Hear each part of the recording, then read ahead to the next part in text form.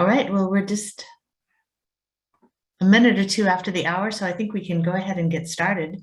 Want to thank everyone for joining us today.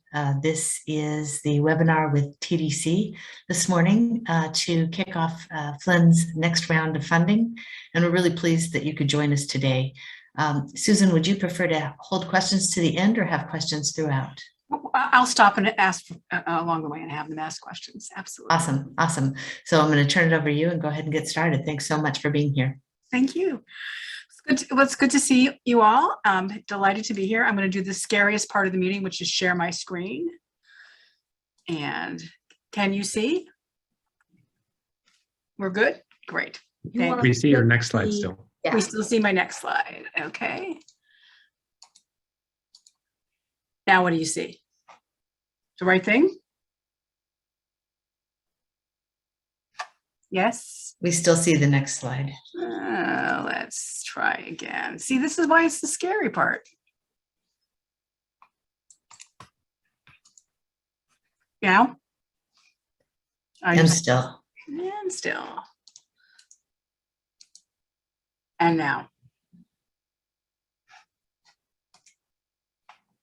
Still seeing this second slide also. Okay. It should be working. It's not. I swapped the screens.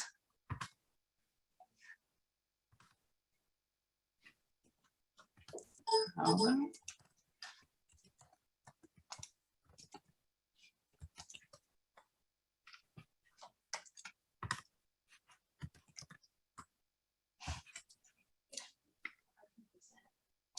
No, it's fine. We can do it. It's fine.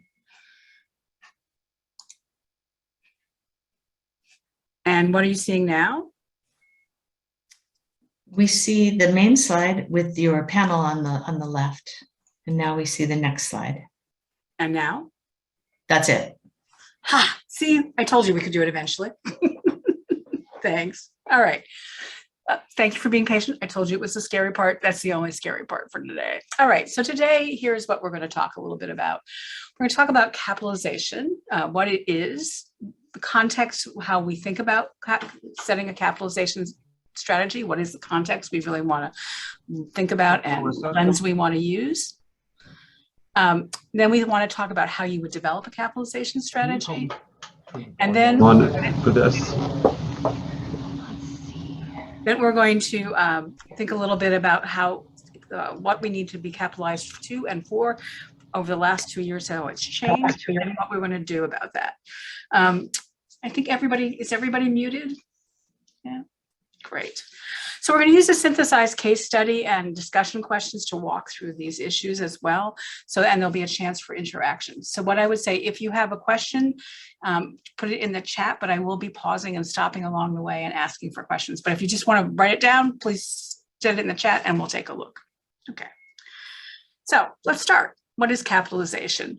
You know, I think I've said this to many of you who we've met along the way many times. It's having enough of your own cash to do what you want to do when you need to do it. And the emphasis here is your own cash and having it in a timely way when you really need it. And so it's the accumulation and application of your resources to support your achievement of an organizational mission over time. But really, when it gets down to it, it's your cash to do what you need to do when you need to do it. So why do we care so much about capitalization? I think the things that we always want to say to people is really the glue. The cash is the glue that helps you achieve the mission and vision, make sure you can actually execute on strategy. It's the way you can invest in the art, the reason that you're here in the first place. It allows for risk-taking, it allows for some innovation, and it allows you to manage strategic and operating challenges as they come along. And if the last few years haven't kind of proven the fact that you need cash when you need it, I don't know what has. So that is really why we care. When we talk about capitalization, we're talking about having different types of capital available to you at different times. This chart tries to talk a little bit about the different types of capital. In the center, the kind of capital that everybody needs is working capital. And that's the cash you need to make sure you can pay the bills and pay payroll. So that's the amount of money that's kind of sloshing around in your accounts every day that you can use. Everybody needs an operating reserve, money set aside to kind of take a minute to pause and actually address any kind of shocks to the system so that you can actually live to fight another day. So having an operating reserve is critical for most folks. And then we think people need a little risk capital, a little cash to try things. The world is ever-changing place, and understanding how you can apply some pilots, tests, things to do differently means you need to have a little capital of your own to actually spend and try things.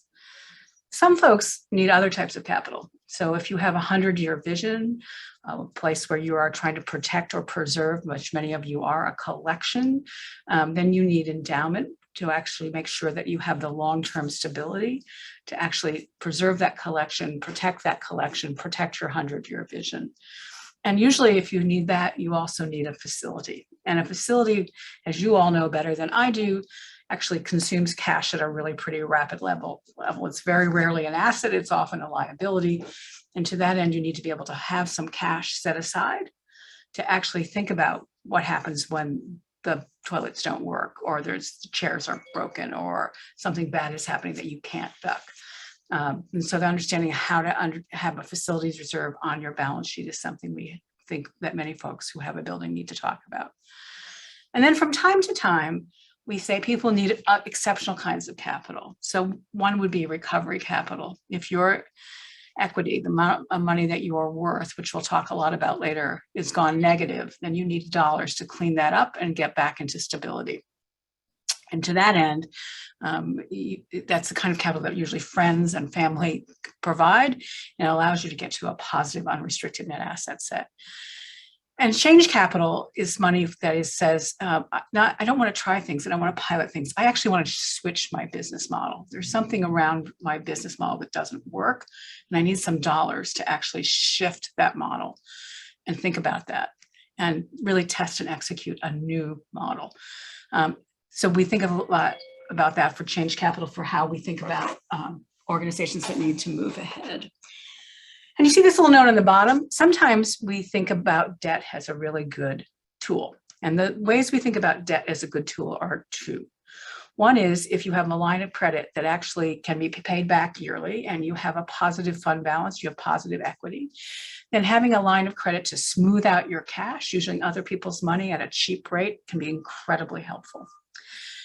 And we also think that if you're in a capital campaign and you have pledges and you need to start to build the facility because you have enough of the pledges secured already, and you need to make progress, then capital debt that supports the building of your building once you have the pledges in line is also an effective use of debt, but we'll talk a little bit more about that later. Okay, so let's talk about the context in which people are trying to capitalize. Pre-COVID, as we've said to you many times, the sector was in real distress. And as we've done research all around the country and looked at organizations and their capital structures, we've learned that most organizations have really constrained capital structures. What do we mean with that? That is that, as you can see in the grid below, very few people have adequate working capital. We hardly ever see effective operating reserves. We never see risk capital. Often we see endowment that is inappropriately sized or inadequate, and we rarely see a really functioning facilities reserve. And while recovery capital is often hard to find, and many of you have thought about that along the way, trying to get yourself back to even equity is really hard to find. But we do see from time to time change capital in the system, and it's occasionally acquired. So when that sector is in distress, one of the things we think about is some of the things that are happening with financial stress. And two things that we want to mention here that we think we want to continue to unwind in this presentation is that there are two things that are often correlated with financial stress that results in this kind of lack of capital. One is capital campaigns are often a sign of real financial stress because organizations only raise for the buildings and don't raise for the associated cost, or end up with too much debt that is not backed by the pledges, which we said before. And so therefore the capital campaigns actually end up, in many cases, research around the country has told us, making balance sheets worse at the end of capital campaigns rather than better, and actually end up eating all the reserves and working capital and not building endowment or facility reserves. So we really think that the sector itself has really been struggling with how to capitalize correctly. So why is that? It's not about knowledge. All the leaders on this call can tell you exactly what your financial position is. All of you can know if you're broke, if you have cash, you understand your financial position. So it's not about knowledge.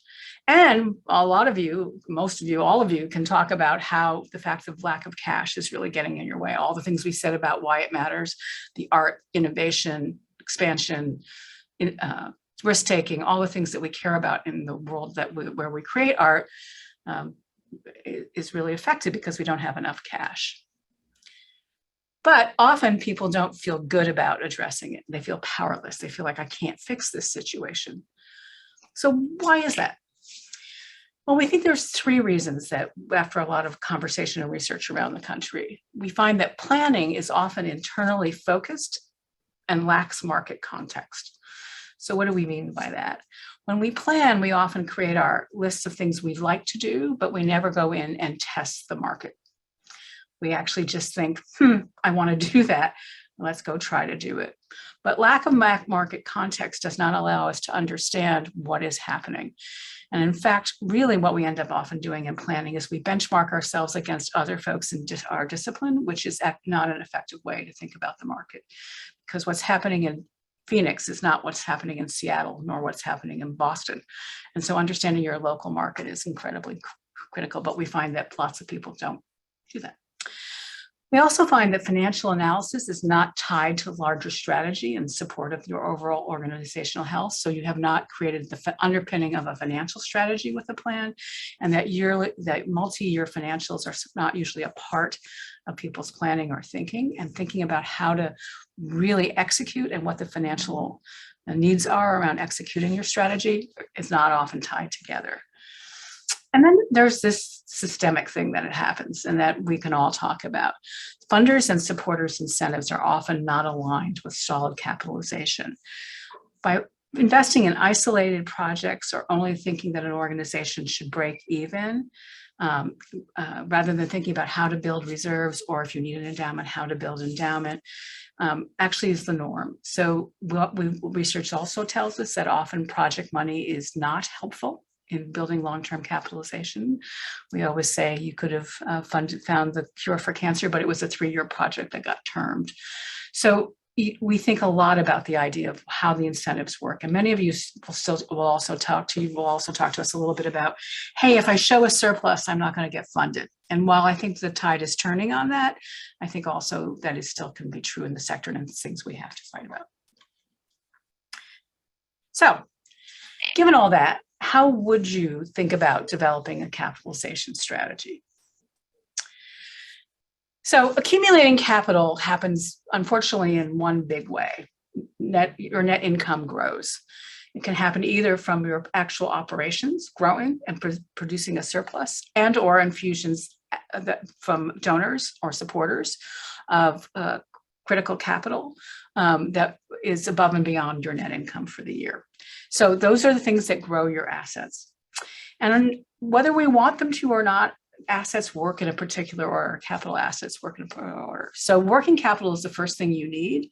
And if you don't have enough working capital, the dollars are going to run there no matter what bucket you put them in. So you could say I put them in endowment, but if you have 0 working capital, you got to pay the bills, you're going to take it from somewhere. So working capital is the primary piece. Second is operating reserves. Same idea. If a shock to the system happens and you run out of cash, you're going to take it from somewhere. So if you don't have an operating reserve, but you think you have a facilities reserve or endowment, you're going to take it from there because you need the cash. So once you have enough working capital and operating reserves, then you can look at the other 3 buckets and think, how am I going to grow them appropriately and in accordance to what I really need?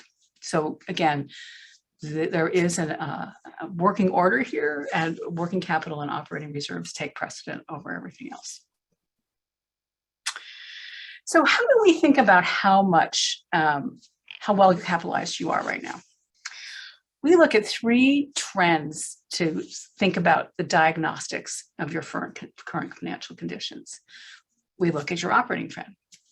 To what extent does your business model generate surplus over time, and that does that surplus allow you to have liquidity and flexibility. So that's net unrestricted income on a trend basis. No one expects anybody to post a surplus every year, but when we look at a 5 or 6 year or a 7-year trend, we would hope that at least 2/3 of that time you had been posting a surplus, and that the cumulative surpluses are more than the cumulative losses, so that actually you are building your liquidity, you're building your equity. So then we do look at liquidity, because have you been able to produce enough liquidity? And can you meet your immediate needs without borrowing from yourself? And so what does that mean? So often that means, are you borrowing from your restricted endowment or your restricted grants, or are you borrowing from other dollars that are meant to do something else and have been restricted by purpose and time? So we look at unrestricted cash to see if you have enough to do the things you need to do.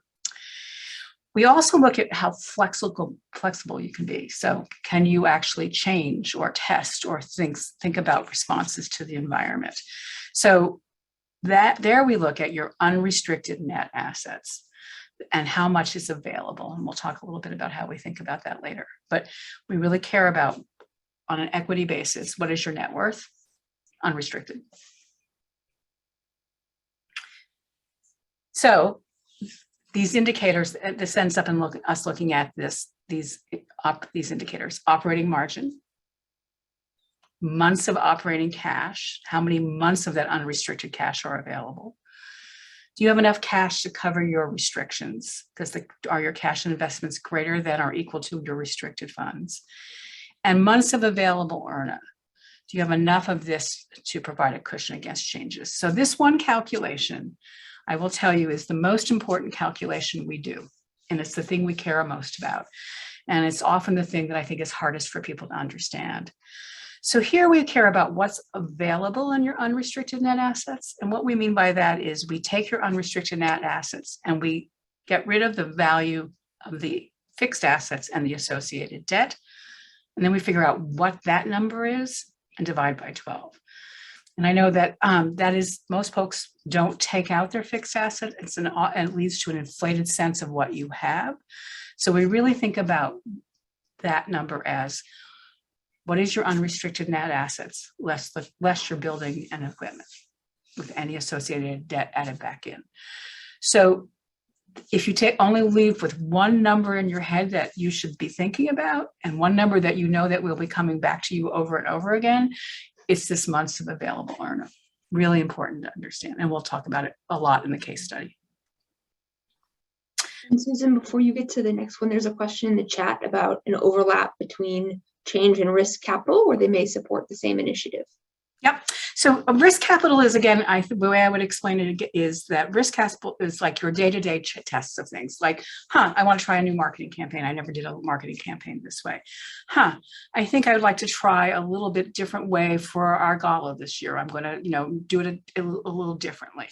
Or I'm going to try to do a little demonstration project in education. I think there's a way that I could work with the kids differently when they come for a visit, and I think I'd like to change the pattern, and I'd like to change whether or not they have a paid docent. I want to change a little bit of stuff. That's risk capital inside your operation. I want to try different things outside of my budgeted norm and my budgeted way, and I have no idea if it's going to work. So I want a little cash to cover it. Change capital says, I don't think my entire education program is working. I want to redo it. I think there's something wrong with the model. And at the same time, I'm worried about how I'm doing with membership. There's two major drivers of what I think my organization is doing that doesn't work in any way. In fact, and my business model is out of whack. And so I'm not getting to my mission, and I'm losing money, and something is profoundly wrong because I've been trying for 2 or 3 years and it's just not working. I need money to retool my business model. That's change capital. And so that's why risk capital can be on your balance sheet, a little money that you've set aside to try things. Change capital can also be on your balance sheet over time, but it's a bigger hunking piece of money to actually address big change, big model, big business model change. So I hope that answers the question.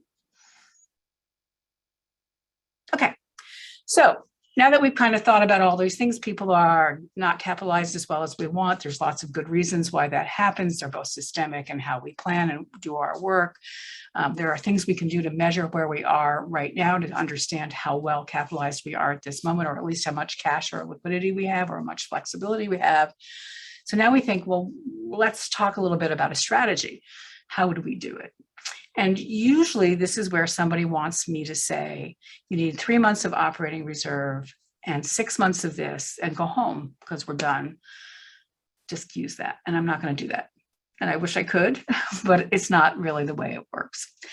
There are really no cookie cutter answers. There are indicators of how you think about it and things you need to consider as how you think about it. And you may end up in the end saying, well, 3 months or 6 months or some number of months of each of these things in buckets is the right amount, but it really needs to be through this lens.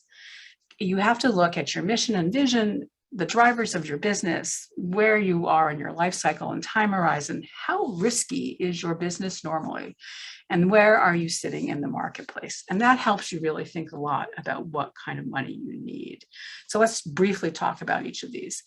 I always say to people who want to do a capitalization strategy, you got to be really clear about what you're trying to do, because I can't capitalize what you don't understand. So you must have a clearly articulated mission and vision with a well-defined approach and methodology for getting there.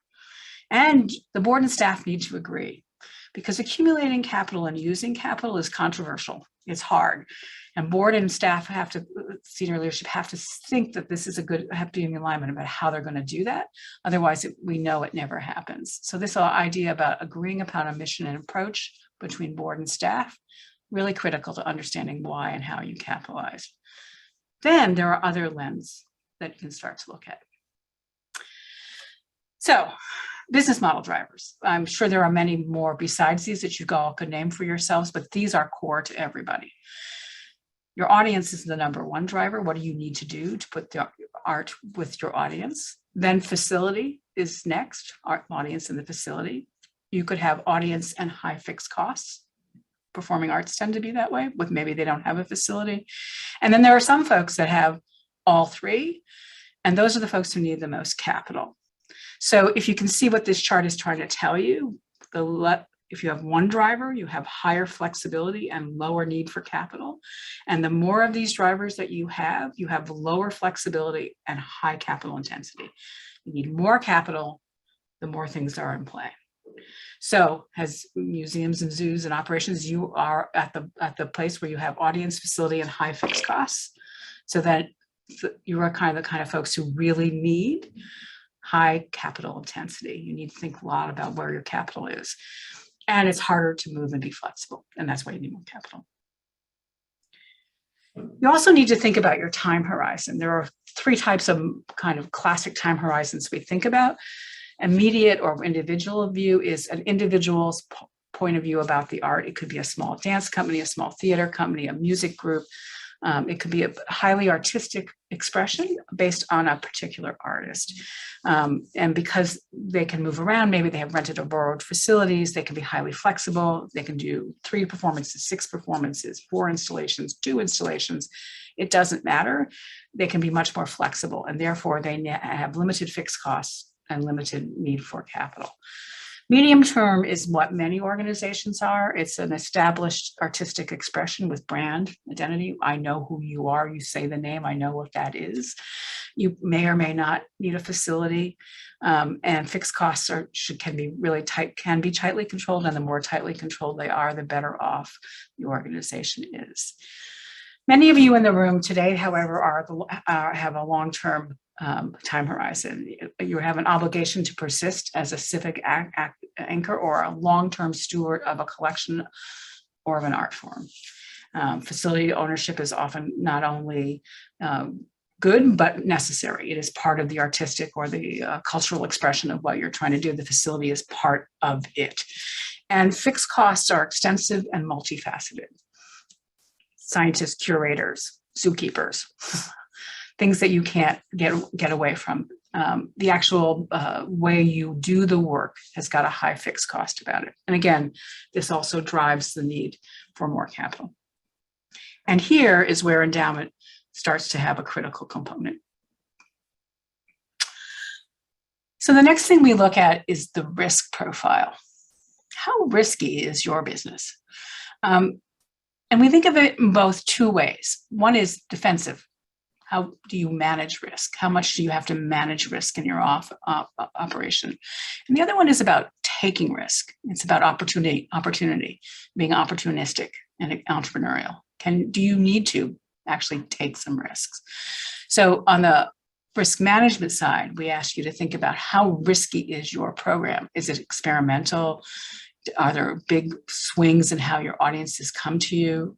Are there things about your program that make it risky? And then what do you think about the external world that you're living in? How are your audiences changing? How are your funders working? Are there any kind of shifts in the economy that from time to time that you have to deal with? And then the other thing we think about for risk management and defensive strategy is human capital.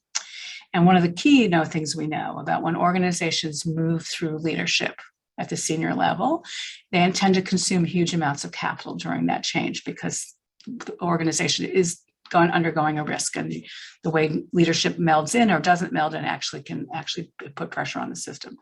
And so we know that loss and change in leadership can actually consume a lot of capital. So we think about how to defend against that. And then on the risk-taking side, again, how much in your normal course of business do you think you need to make strategic risk choices? So do you need to constantly refresh your program with pilots and thinking about experimentation? Are you always on the lookout for a new opportunity because of the way that you want to put out your work and accomplish your mission? Says I really need to kind of constantly think about what is changing in the world and really take on new opportunities. And how would that change some of my core offerings? And how much do I really need to be really thinking differently or consistently about my marketing or development or my facility? Or do I need to get bigger or smaller? So the idea of thinking about kind of strategic risk and how much risk taking do you need to take at any given time actually also helps you think about dollars you need. So then lastly, as I said before, we think this is unbelievably important, this idea of marketplace. A thorough understanding of the marketplace tests the mission and vision and predicts the resources available. So the definition of audience: who are you serving? How many of them are there? How likely are they to come to what you do? What is the demand and price that you can offer? What does it mean to be competitive in that field? What are the kinds of supports that you might get for funding support over time, and who is your competition? I really think, again, as I said before, we can't overemphasize the importance of this. I always say my dad taught me something really important. Sometimes when you pray, God says no. That's market testing. You have to go out in the market and figure out whether it's there for you. And without it, you're constantly struggling. And so I think this idea of understanding the market shape and size actually helps you think also about what kind of capital you need and you can obtain. And again, as I said before, we believe this is all about the local community and not about what your friends or peers can do in other cities. Okay, so now you've done all that and you've thought a lot about what you need and what you don't need. Then we think that you can start to think about sizing the need. So for working capital, it really is understanding what are your fixed costs and what do you need to pay at any given time? What are your advanced costs? What do you need cash for every month? For operating reserves, we think it's this combination. What is the talent you need and the fixed costs you have monitored against the predictability of annual revenues? So how fast could you shrink your expense base versus in a moment of shock? And then how much do you think your revenue is at risk? So let's use a simple example. I have a $100 budget. I think $20 at any given time could be at risk. That means I would have to operate at $80 for my budget. How long would it take me to cut to that $80? A month, 6 months, 8 months? That's how much you need in an operating reserve. It's how much you need to defend against where you think the biggest shocks to your revenue are and how long it would take you to cut to core costs that make you still workable. So some people could say, I can cut 40% of my dollars if I had to. Other folks who are maybe talent rich and facilities rich and can't cut that fast can say I can only cut 90% without actually stopping what I do. So understanding that relationship is critical to how you think about it. Over time, we think your operating reserves should constantly be, and your working capital should constantly be supplied through your generating adequate surpluses from operations. But sometimes to get yourself cleaned up and going, an infusion from other folks is very helpful, from donors, very helpful. Again, for the risk capital and facilities reserve, as we said before, that's a real dependence of your program strategy on innovation and facility. What do you really need to do here? Facilities reserves can be calculated in lots of different ways. All of what I say to people is they're all good. As long as you're putting some money aside for facilities in a thoughtful way, that's really helpful. And risk capital really has about how much innovation do you think you need to do. And then endowment really is about how dependent is your mission on access and stewardship of the collection or other perpetual assets. So how much do you need to make sure you have in place? So here I will give you a little rule of thumb. It's hard to understand how endowment is really helpful if it doesn't represent at least a minimum of 20% of your budget. Because really tying up capital for only a 5% return and not having it be 20% of your budget does not always feel like the highest and best use of your capital. And so we say to people, once you get, if you're aiming for an endowment, it needs to be at least 20%. And it could be up to 40%, depending on what your mission is and what it is you need to do to protect your collections or your physical assets. So really, we think about endowment as a minimum of 20% of your operations to be effective. All right. So now we're going to talk about a little case study. So this is a museum called The Museum because I ran out of creativity, you know, it's like, whose name? Because everybody thinks it's them, so it's now just the museum. It's mid-size. And pre-COVID, it was growing just nicely. It was growing every year a little bit. And to that end, they had just started, they built a small new facility and were in the middle of planning to renovate their current facility. So they kind of went mid-campaign. The renovation includes major deferred maintenance as well as some new gallery space. So it's about the program and it's about cleaning up kind of messy things that are in their facility. All the efforts are supported by the capital campaign that aims to pay for facilities, but also because they've got a new small facility and they also want to increase endowment because there's more cost. They've been having some large, what they called showstopper exhibitions in recent years, which drew a lot of good audiences from a really nice broad geographic reach, but they were expensive and inconsistent. There was an increase in local programming because they wanted to strengthen their connections with their community, and that all resulted in a nice growing membership. All that being said, cash had been a little bit challenging. And that has made them really cautious about investing in staff, or testing new ideas. And all the growth to date has been dependent on increased fundraising. So even while they've been having better exhibitions and better programming, really what's been driving their growth is fundraising. And so they worry that if they don't increase their endowment, it will to support their new facilities and attendant program, that fundraising support could be inconsistent because they don't believe they can continue to achieve exponential growth in annual fundraising. And so over the last few years, operating results have hovered around break even. So as a result, they have chosen to include endowment, again, this is pre-COVID, in the next phase of their capital campaign. And to that end, they've gotten about $1 million in pledges not designated for facilities. So that's the case. I hope you all have this in front of you because I know we sent it to you in advance, so it's helpful to have in front of you. So this was for FY19, their income statement. And as you can see, they're about $4 million. And they lost about $50,000 that year. So it wasn't terrible, wasn't great, but it was enough to make them a little worried. When you look at their balance sheet, you can see that the balance sheet looks pretty healthy. right? Total net assets unrestricted of $22 million. And then restricted dollars of about $10 million, which are some investments and some of their capital campaign and some cash. The unconditional promises to give us their campaign in play. Okay. So we unpacked their financials, and this is what we looked at. When we look at their unrestricted net assets, that's that $22 million. That looks so great. We took out their land, property, and equipment. And then we added back their building debt because they're in the middle of building.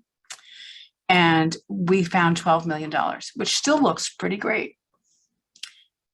But remember endowment, they didn't have a lot of restricted endowment, and they really depended on their endowment. So, and they don't think they have enough. So they have board designated endowment of $12 million. So what do they have really available for liquidity and flexibility? About $193,000, which is why they're feeling a little cash constrained, they think, maybe. So really they have working capital of $193,000, but they do have $1 million of campaign cash and receivables together. That is, they could use, they've left it in restricted right now, and they think, I could do something with that. So I have 3 questions for you that we're going to put a poll up for. Before you do the poll, there's a question in the chat. Yep. About, is the 20% the endowment draw? I think it was from maybe one slide back. Nope, the 20% is the endowment draw. Does the endowment draw represent 20% of your budget? That's correct. Yep. Okay. Oops, sorry. All right, so now we're going to do, we're going to ask you, and we're going to put a poll up. We want to ask you, how well do you think the museum is capitalized? Where do you think they should allocate the $1 million of reserves that they haven't allocated yet? And do you think they have enough capital once they do that? So I'm not sure who's putting up the poll. There it is. So we'll ask you all to vote, and then we'll talk about it.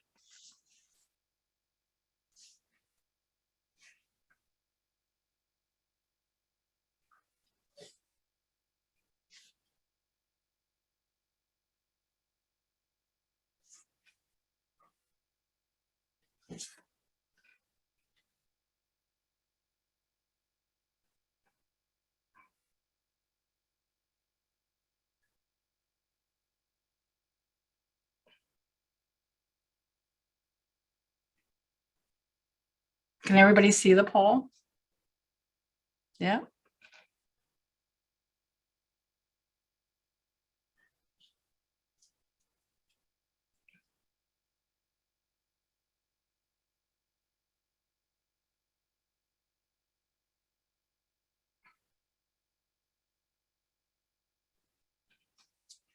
Will you give us a cue when you're ready to have us share the results?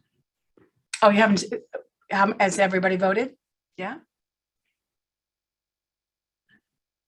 We have 18 out of 33. Okay, another minute will be, and then, because sometimes it takes a minute to think about it.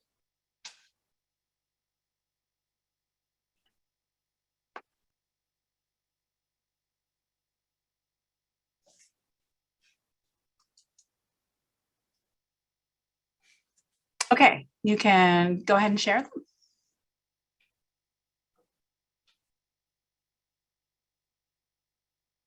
And Matt, if you can take the spotlight off of me so we can see each other for a second, that would be great.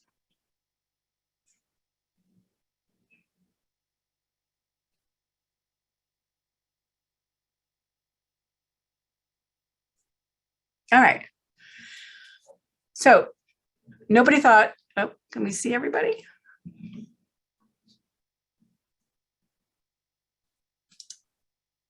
You may need to switch to gallery. There we go. And I did. All right. So nobody thought they were well capitalized. That's great. Does anybody want to talk about why they thought what they were poorly capitalized? Anybody want to put their hand up, talk about it?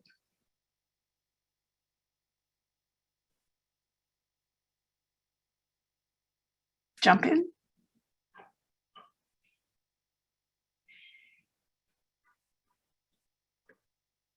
Yes, Joe asked if we could put the financials back on the screen. Sure. 198,000 on a $4 million budget is not what I would consider good capitalization. Yep. So it's just the sheer amount is not even close to enough, right? Sheer amount. And with the $1 million added, it still doesn't help you that much, right? Okay. Anybody who wanted to talk about why people thought they were moderately well capitalized?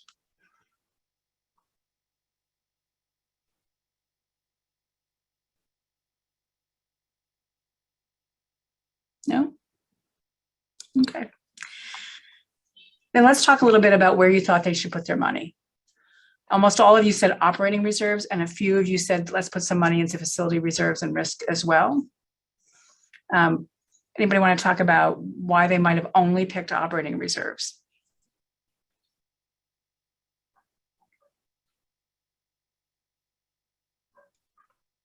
Susan, this is Craig. Just based on conversations with you in the past, you've always said cash is king. Yeah. So it just doesn't seem that they have the flexibility and the security. Yep. Yep. So they're not even ready to think about facilities and risk yet. They just need to get the cash in the operating reserve. Yep. Okay. Anybody else want to make a comment about them pre-COVID? Because now we're going to talk about them post-COVID. You all thought they needed more money. So that's pretty straightforward. Yep. All right, great. We can stop sharing the poll, yes? And do I have the right screens up again? Yes, no, yes. Susan, Yes. yeah, I have a question on the, Sure. I mean, the statement in the context where they're assuming that, you know, the endowment will be the source of to support their new facilities and Yep. and programming is sort of ill-advised, right? That has to be based on a solid business plan where that expanded growth is going to be generating additional income and not necessarily the source of that being through the endowment. Yep, and I think that's, to your point, that's a really interesting choice they've made, and we're about to see what's going to happen when they get into a COVID moment. But yes, right now the analysis they've done is that they need the endowment to support the growth. That is exactly what they've done.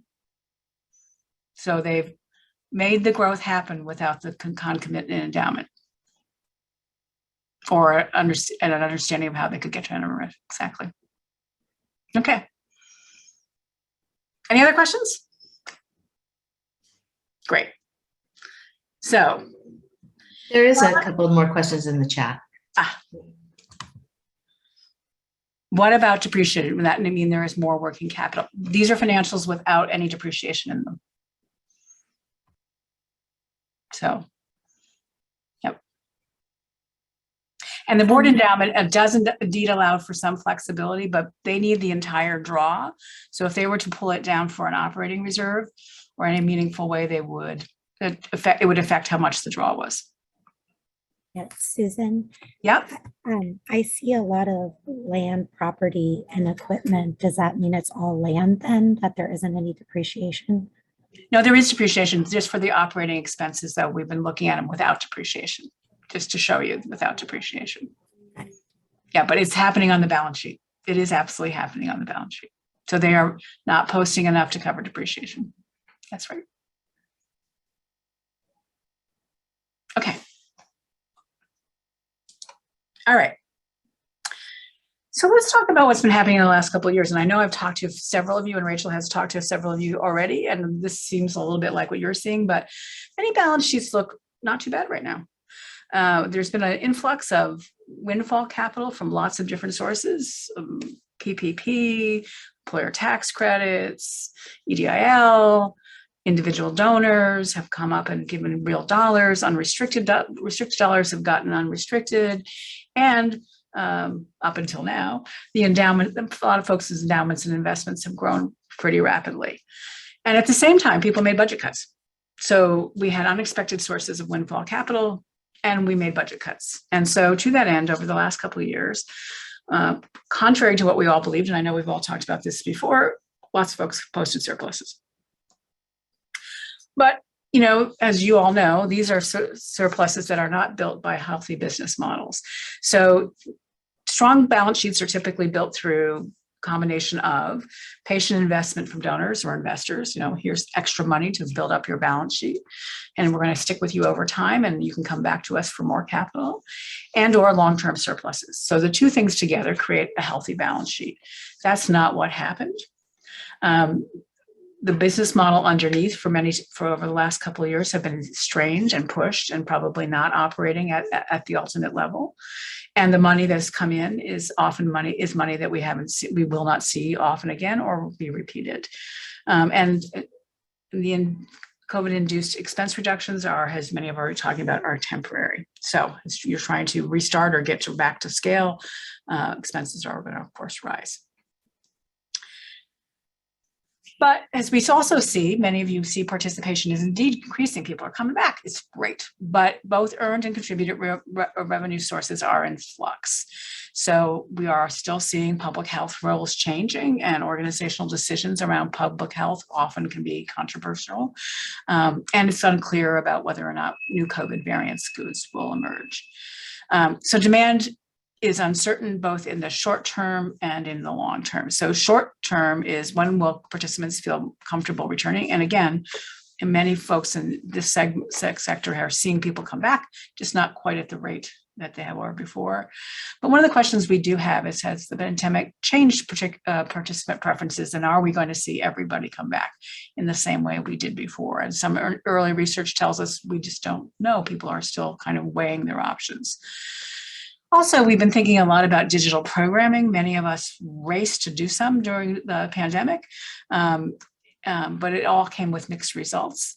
But testing the long-term efficacy of digital strategy often, has, many of you have told us, and we see all around the country, requires investment of time and money. So is it worth it? What does it take to do it? What we did as a patch, can we do going forward? Do we even want to? How much would it cost? And contributed revenue is also a little bit uncertain.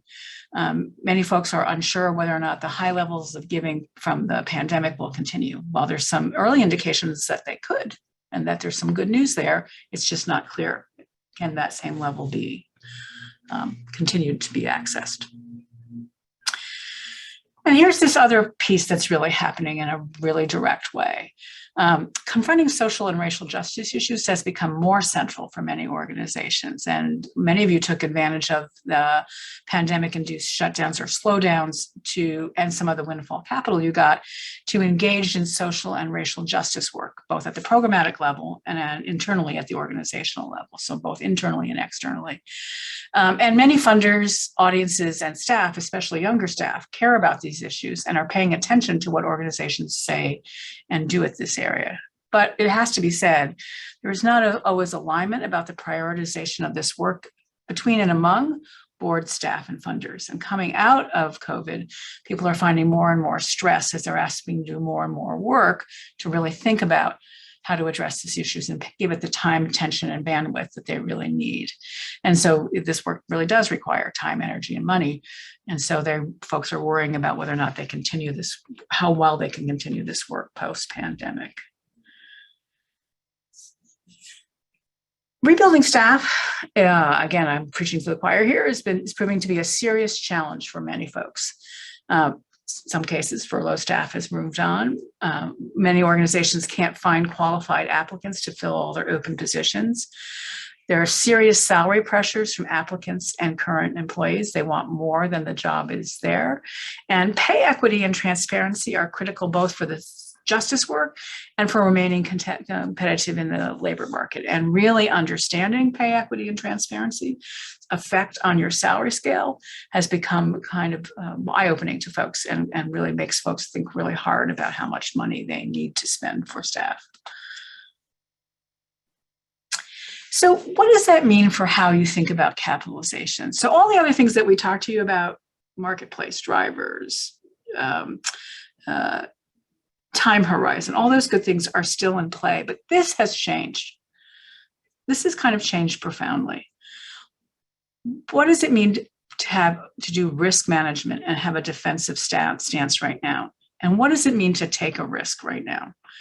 And I think what we've done in this chart is in the red, what we've tried to say is,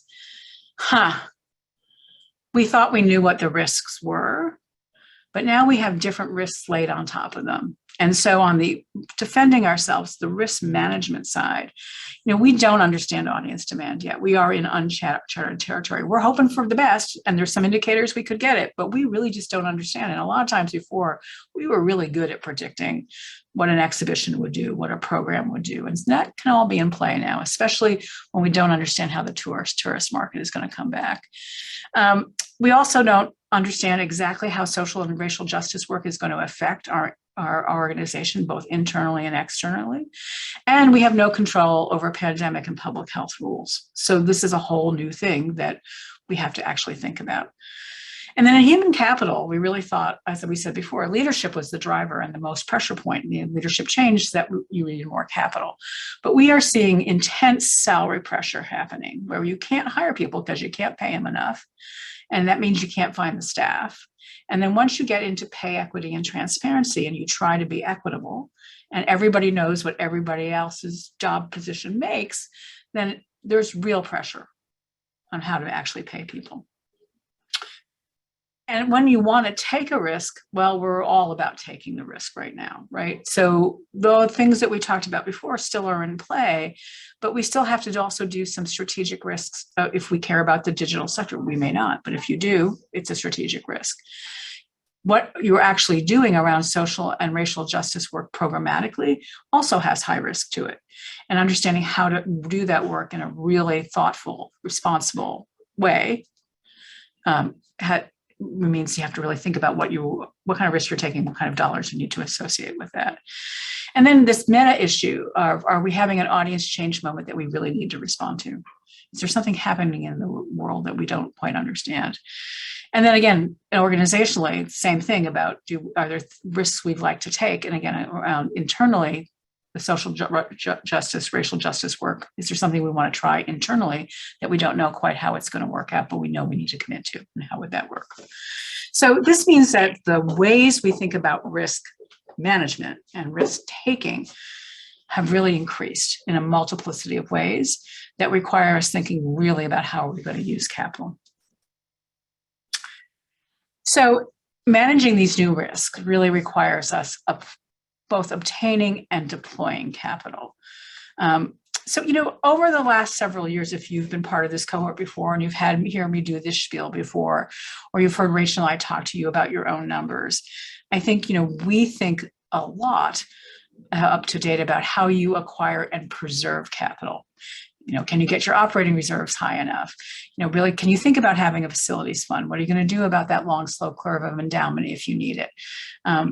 What do you think about all those pieces, and how can you both slowly, methodically build up those numbers and then use them as you need to? And when we said use them as we need to, we thought of it as episodic. From time to time, you're going to need different things, but it would be about more preserving capital for those defensive strategies and occasionally for some risk taking. But here, I think what we're saying is you're going to need to acquire capital and deploy it in a much more aggressive way. And so you still need to understand what are the amounts of money you need to defend yourself, but also you're going to need to think about how are you going to move forward in this time of high risk. So increased operating reserves to defend against operational uncertainty, understanding what is the floor of which you could go no lower as you move out of COVID and this windfall funding. What is that floor for an operating reserve? Risk or change capital, that question you guys asked before was right on spot, to bridge investments that respond to external change in the operating environment. Are they small? So there's some risk capital that you need. Are they large? So you need some real change capital because your business model coming out of COVID doesn't work. So you need to have some real understandings about what this capital is for and how you would understand about how to deploy and use it moving forward in order to have some milestones to understand what is the kind of investments you need to do. And then for people with buildings, continued investment and deployment of funds doesn't go away just because we're in this odd and hard moment of change and risk. You still need to deal with your building. And because you're going to actually probably consume a lot of the capital you have over the next couple of years, you need a strategy for replacing those capital funds, understanding how to keep acquiring capital in this time of having to deploy it. So you need to be able to think about how you talk to donors.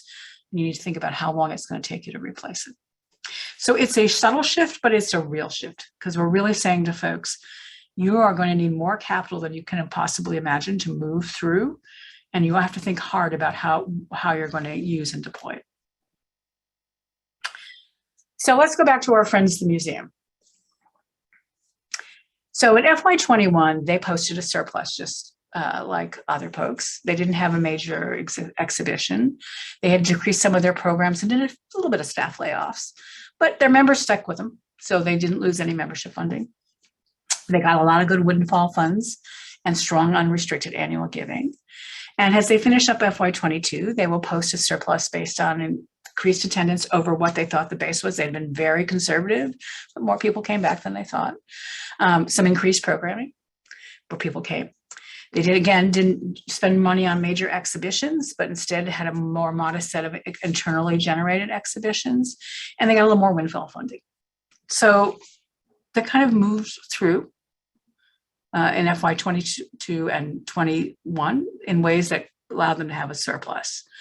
However, not everything is good news.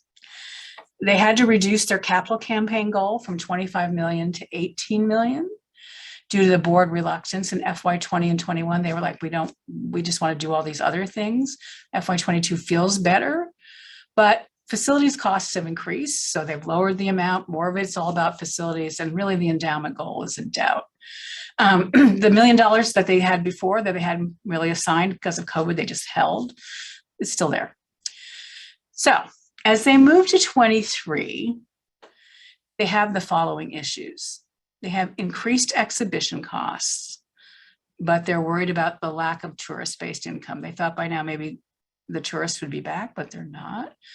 A return to planned programming expansion that because the building is built, they're going there. Hiring is challenging, and really the two critical positions of development and curator is proving to be costly.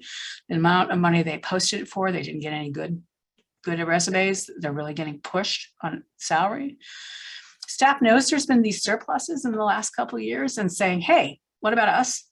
We need raises too. The social and racial justice work has proved to be challenging, and staff time and support is necessary. And non-salary inflation has hit them hard, just like everybody else. Utilities have gone up. Cost of construction has gone up. Exhibition costs have gone up. Turns out plywood is really now 3 times the price to do an exhibition. So what is up here? It's all moving. So let's look at their financials for a second for the F21 and 22. As I said, they had nice surpluses. You can see in 21, they had a surplus of $937,000 once they factored in PPP, some major donor gifts, and some employer tax credits. And then in FY22, they did about a $300,000 surplus. Again, they would have had a little loss if they hadn't had windfall money, but all in, they actually managed to post surpluses in a couple of years. And you can see that their contributed income stayed up, earned went a little bit. Their endowment came up because their endowment grew because of the market. And they've been spending more on program services, hardly any more on management in general, and hardly any more on fundraising. They really put the growth back into the program. So that's them. They've done that.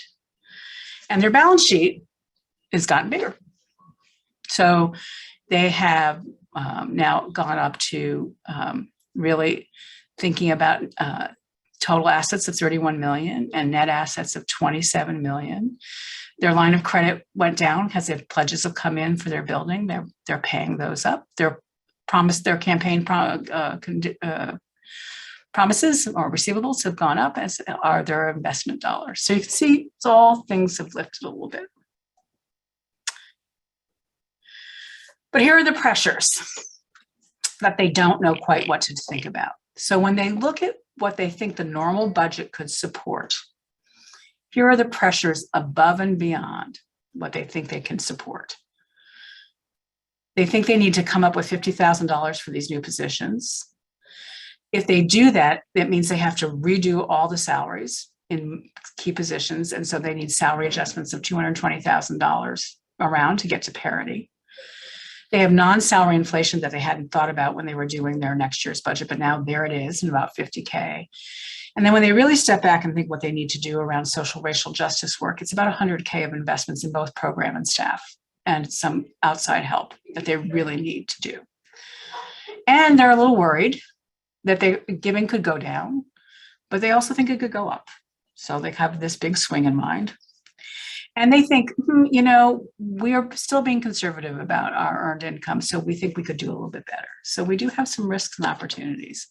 But really over here, we have this big chunk of money that we don't know how to think about right now, but we think we have to deal with them all. It's really not in our budget. It will send us into deficit if we do these things. So what do their financials look like now? Well, because they had those surpluses, what's available for liquidity and flexibility is now $1.3 million. They still have that $1 million they haven't assigned anywhere. You can see their endowment draw has gone up because their endowment has gone up. So they have some cash in the everyday piece, but their monthly operating expenses are still around, still a significant amount of dollars. So their working capital is $1.3 million. So we have these questions for you this time. And this is stuff I bet you're thinking about now. Of that $1.3 million, should they invest anything in those issues that we just talked about? Investing in salaries, investing in social justice work. Is there anything there on that list of things they needed to do that you would say they should take some of that money and apply it to those issues? Is it time now for a facilities reserve? Should they be looking here now and thinking, well, we're coming out of COVID, we just still have no facilities reserve. What should we do? We have this $1.3 million of working capital and $1 million we could add to, so $2.3 million. What kind of level of operating reserve do we need? And here's the big question. Should they look at their capital campaign, which they shrank and took out endowment, and actually add back an endowment goal? And Susan, while folks are thinking about the poll, there's one question in the chat from a few slides back. Yep. Given the new operational risks that have expanded, would you agree that it creates a greater need for strategic risk capital? It does. I agree. I agree. Okay. So we'll give you a couple minutes.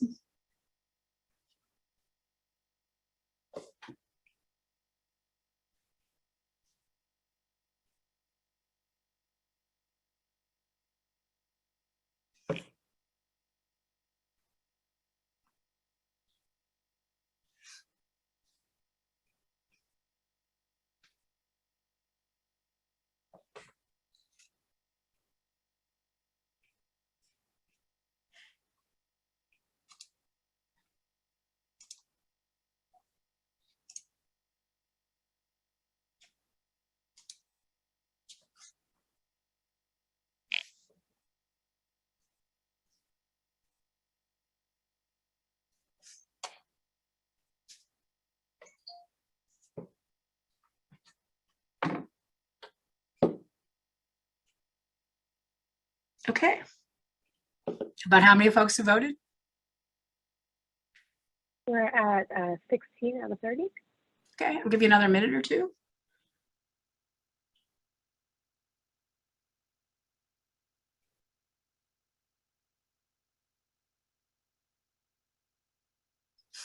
When we did this poll last time, I had people yelling at me, wait, I have to do more math. And I thought, oh my God, people are doing math.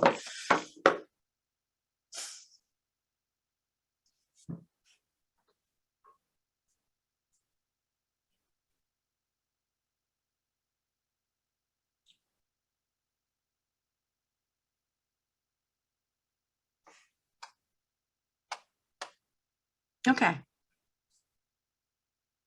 Can we see, let's see the poll.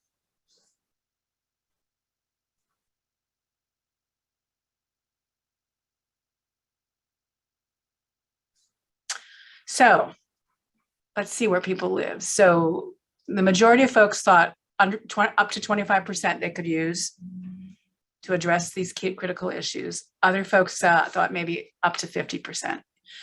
And then there were some things on either side. So who would like to talk a little bit about why they picked the up to 25%, which seems to me the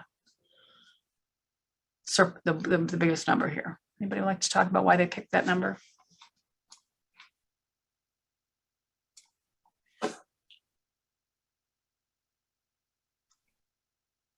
Susan, Craig here. Yeah, hi, Craig. I was one of those 1 to 25%. Yeah. It seems like, I mean, they still have work to do to build their reserve. So I'd be frightened to start taking massive amounts of that. Yeah. But I don't think they'd have the luxury not to address some of the issues by Yep. using some of that. Yep. So they're going to have to, one way or another. Other folks who picked in that category? It's about the amount that they need to cover the pressures that they have. Yep.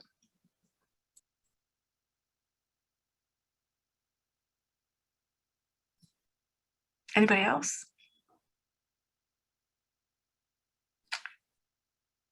Okay, anybody who wants to talk about why they thought none?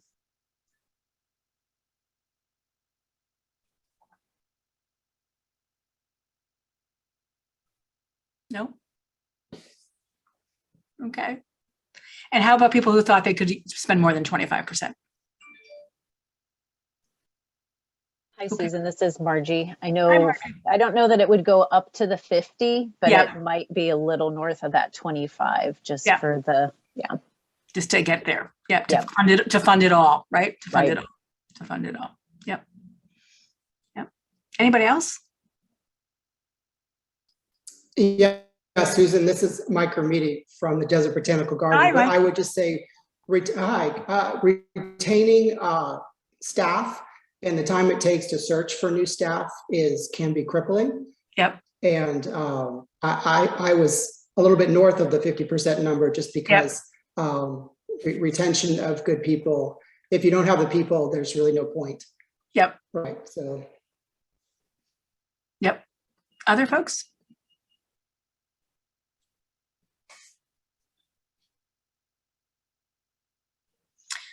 So was anybody worried that they couldn't repeat it in the next year?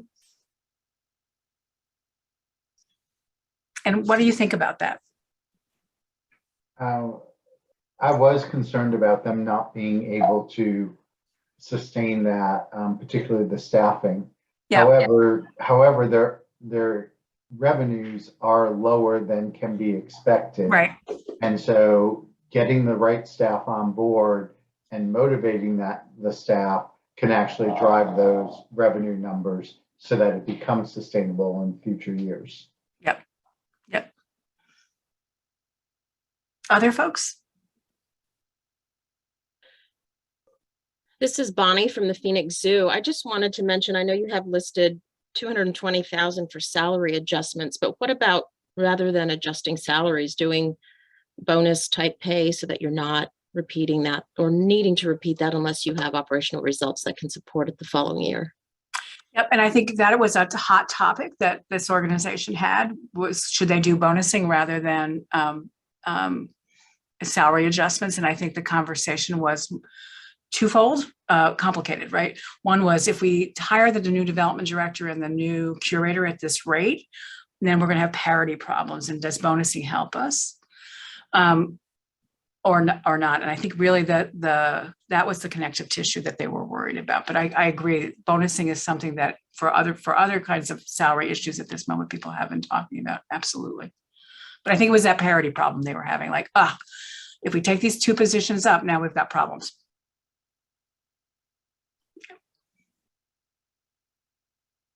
Anybody else? This is Susan from the Children's Museum. Hi, Susan. Hi. I think that trying to look at staffing in the past and how there can be savings in staffing is really important, and trying to get some of that unnecessary staffing out of there, because I think it's a huge concern, and I think we're all facing that and looking Yep. at that. Yep. I think it was just our general. Absolutely. Okay, anybody else? All right. So everybody thinks they need an operating reserve. Every single person. I'm just going to remind you of that when we come circle around back and talk to you all again. Everybody needs an operating reserve. You all voted yes. So I think that's important to say that yes, they did all need one.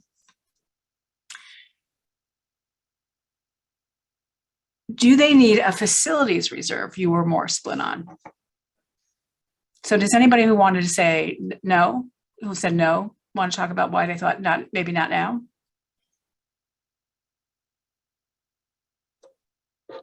This is Bonnie again from the zoo. I said Yeah. no, and essentially what you said, timing of that. I don't think that's the highest priority right now. And if they increase the capital campaign goal back to the original with an endowment aspect, I think that will help serve that need. Okay, excellent. Anybody else? Did anybody vote no, not because of timing, because they just didn't think they needed one?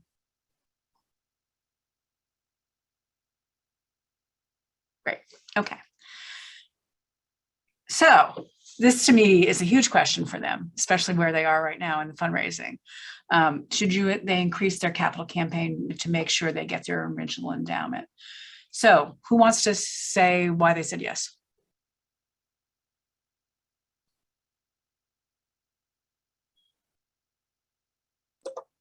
I can add to that comment that I started, and I think donors view it as a responsible way to raise capital campaign dollars, and the need is there as your assets start to age. And if you don't have that endowment already existing, it really needs to be done hand in hand with building dollars. Yep. So it's a good time it's the right time to do it right now that they're doing the building. It's the right time to do it. And they'll hire an amazing director of development who will help them raise that additional $7 So million. they're going to spend that extra $25,000.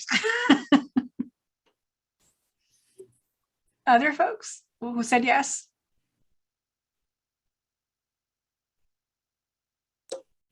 I would just add too that our board is definitely scrutinizing all of our capital campaigns and asking those questions. How are we going to support these improvements down the road, and trying to be responsible for the board that's in place 15, 20 years from now. It's so funny. There's an old New England expression about capital campaigns that for every dollar raised for a building, you need to put $1 into endowment. So they always used to call it a buck for a buck strategy here. And about 15 years ago, a very well-known donor in town commissioned a study from me and said, so how much endowment do you really need over time? So we looked at 50 organizations over 20 years. And you know what my incredibly detailed analysis showed? A buck for a buck.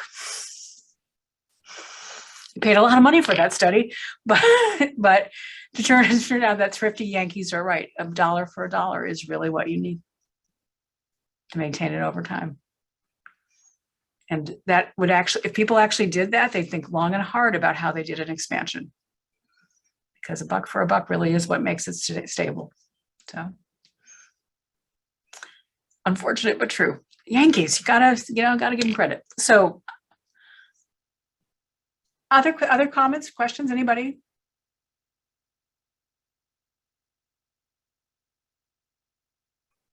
Okay, I'm going to take the poll down. So given that ended the lesson, but are there other comments or questions that you have around capitalization that you would, this is the time to ask, where you think, this brought up this for me, or I don't understand that. Susan, this is Rita Bostic. I'm always asking questions that. That's great. And I'm a newbie, so I'm on the board. I'm still learning. But Right. your point about $1 for $1, Mm-hmm. is that a practice that you see in our region? Or is that a practice that maybe more, I mean, like the Met in New York might enjoy? I mean, how is that rule applied? Or is that a rule that you just wish for? Thank you. Yeah, so it's, I would say that what we know is that I make a lot of money going into organizations who didn't do it and helping them think about a new business model. So it is aspirational rather than true. And I would argue the Met never did it. And if you, that really, this is about, you know, what does it take to make an organization work? So Rita, it is aspirational and it's what we know works, but we know it doesn't often happen. Thank you, ma'am. No problem. Is there a benchmark for ROI on change versus risk capital? So here's what that's a great question. Thank you. Here's what I would say. Risk capital is usually about, can you replace the risk capital over time? I'll give you what I think is a great example. We worked with a company that 15 years ago decided, it was a performing arts company, decided that all their royalties from shoving something to Broadway would go into a risk capital fund. And they had a lot of not great successes on Broadway, so the fund didn't get really big real fast, but it did get some money in it. The artistic director used that money to try new performances from different things every once in a while. And what they got really good at was understanding is that it was enough money to back the play of the budget and to make people confident, but they hardly ever really spent the money because it turned out they could raise the money or the earned revenue worked, but it was enough money to give them confidence. So what I like to say about risk capital on the balance sheet is it gives you confidence to try things, and sometimes you use it and sometimes you don't. But the benchmark should be, can you put it back in relatively the same amount over the next couple of years? So if you use it today, can I replace it in the next 2 or 3 years? And maybe I can replace it with some of the money that might come from the risk I took. But maybe you took the risk and it failed. That was the whole point. And you used the money and now you have to replace it. For change capital, what we think about as benchmarks are, how long do you need to use the dollars and in what decreasing amount is the bet you're making that till your business model gets stable. So, you know, it can't be bridged to nowhere money, right? It has to be bridged to somewhere money, and it has to be able to say, I can get there. And so the benchmarks are really about what are the milestones that you need to set in order to see those investments and see whether or not they're going to pay off. But change capital is consumed, and the return should be a functioning business model. It's not like risk capital where you want to keep replacing it because that's a much smaller amount of money. Change capital can be really significant dollars as you try to move forward. So I have a case that we didn't use here where people had like $3 or $4 million on their balance sheet, and their business model needed about a $2 million investment to change. And so the question there is, should they take their $2 million and change? And the answer for that group was yes, but they had to be really precise about what they were trying to change and what were the milestones that let them know they were on the path, and when did they need to pull the plug if it wasn't working. So I don't know if that is exactly your answer, but that's the answer I got for you. Other questions? There's another one in the chat. Yeah. In the concept of buck for a buck, does that include reserve funds or only endowment investments? Well, so, you know, I'll show you all my biases. If you could raise all the board endowment to be board restricted endowment, I would be the happiest girl I ever could be, and my life would be perfect because I would never have to give this talk again. So really what we think is that the buck for the buck should be reserves, and they, at the least restricted they can be, and the more they can be about the board designating them as reserves, the better off you are.